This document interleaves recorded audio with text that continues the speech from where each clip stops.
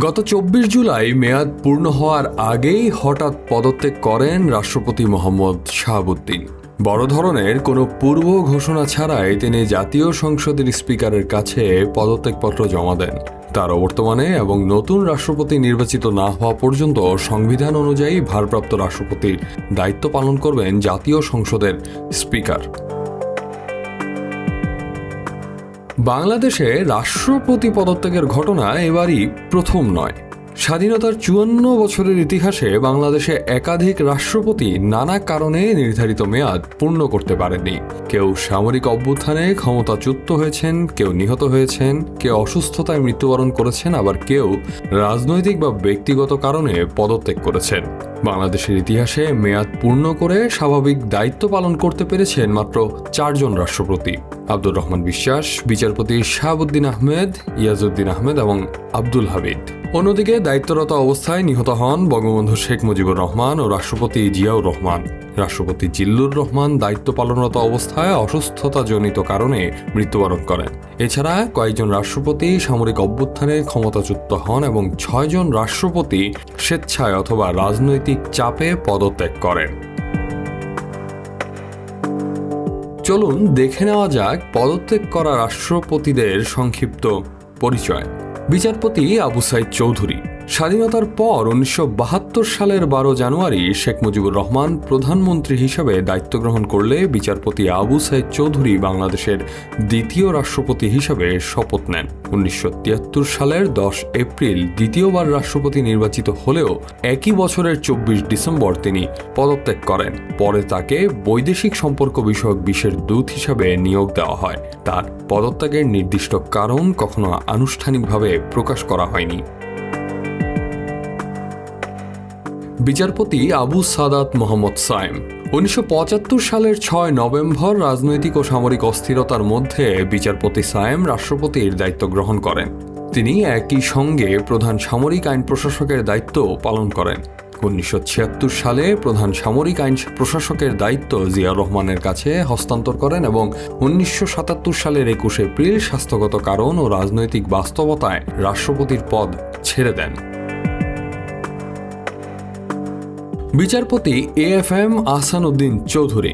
১৯৮২ সালে সামরিক অভ্যুত্থানের পর রাষ্ট্রপতি হিসেবে দায়িত্ব নেন অবসরপ্রাপ্ত বিচারপতি এএফএম আহসান উদ্দিন চৌধুরী।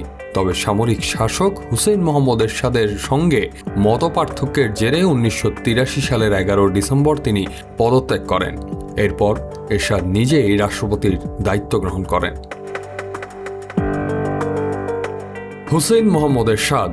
১৯৮৩ সালে রাষ্ট্রপতির দায়িত্ব গ্রহণের পর ১৯৮৬ সালে নির্বাচনের মাধ্যমে রাষ্ট্রপতি নির্বাচিত হন এরশাদ। দীর্ঘ স্বৈরশাসন বিরোধী আন্দোলন, গণঅভ্যুত্থান এবং সেনাবাহিনীর সমর্থন হারানোর পর ১৯৯০ সালের ৬ ডিসেম্বর তিনি পদত্যাগ করতে বাধ্য হন। তার পদত্যাগের মধ্য দিয়ে বাংলাদেশে স্বৈরশাসনের অবসান ঘটে এবং গণতন্ত্র পুনঃপ্রতিষ্ঠার পথ সুগম হয়। একিউএম বদরুদ্দোজা চৌধুরী।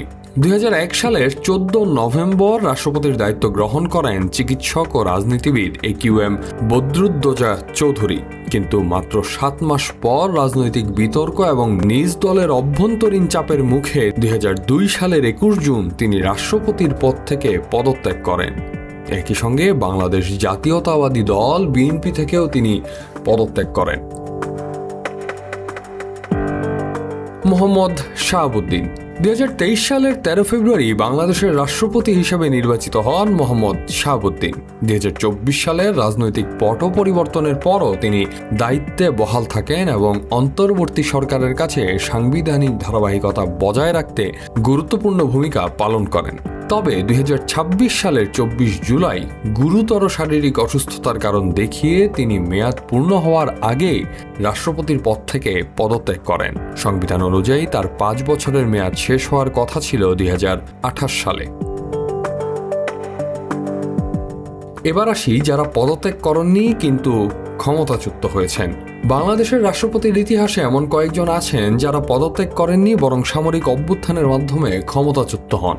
1975 সালের 15 আগস্ট শেখ মুজিবুর রহমান নিহত হলে খন্দকার মোশতাক আহমেদ নিজেকে রাষ্ট্রপতি ঘোষণা করেন এবং দায়িত্ব গ্রহণ করেন। কিন্তু এর মাত্র 83 দিনের মাথায় 3 নভেম্বরের পাল্টা অভ্যুত্থানের ধারাবাহিক ঘটনায় ক্ষমতাচ্যুত হন এবং পরে গ্রেপ্তার হন। বিচারপতি আব্দুস সাত্তার 1982 সালের 24 মার্চ সেনাপ্রধান হুসেন মোহাম্মদ এরশাদের নেতৃত্বে সামরিক অভ্যুত্থানের মাধ্যমে ক্ষমতাচ্যুত হন। তাকে কার্যত ক্ষমতা ত্যাগে বাধ্য করা হয়।